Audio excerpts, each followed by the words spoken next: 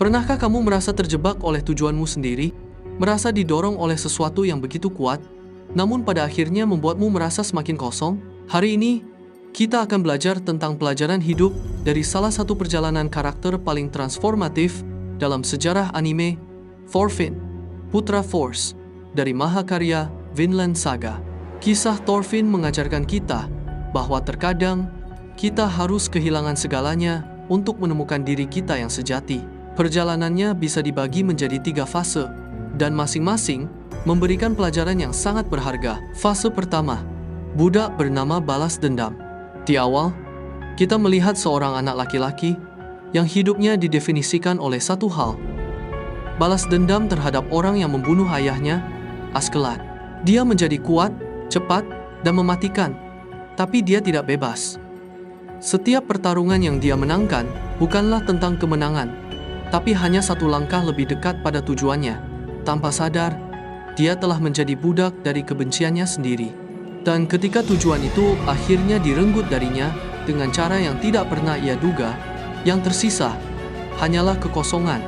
Ini membawa kita pada pelajaran hidup pertama.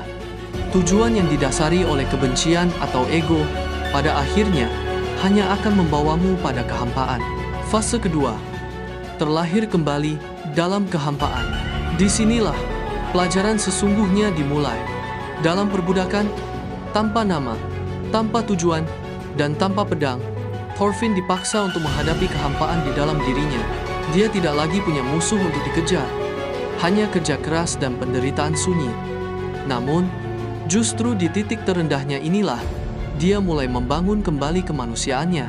Dia mulai merasakan penderitaan orang lain, membangun persahabatan, dan belajar tentang arti kerja keras, bukan untuk membunuh, tapi untuk membangun kehidupan. Ini adalah pelajaran hidup kedua. Terkadang, titik terendah dalam hidup adalah kesempatan terbaik untuk melepaskan beban masa lalu dan membangun fondasi diri yang baru dan lebih kuat. Fase ketiga, filosofi sang prajurit sejati. Dari abu masa lalunya, lahirlah sebuah tujuan hidup yang baru. Bukan lagi untuk menghancurkan, tapi untuk menciptakan. Bukan untuk balas dendam, tapi untuk membangun sebuah dunia damai tanpa perang dan perbudakan. Vinland. Puncak transformasinya adalah saat dia mengadopsi filosofi ayahnya. Seorang prajurit sejati tidak butuh pedang dan keyakinan barunya. Aku tidak punya musuh. Ini bukan tanda kelemahan. Ini adalah tanda kekuatan tertinggi yang membawa kita pada pelajaran hidup ketiga dan yang paling mendalam, kekuatan sejati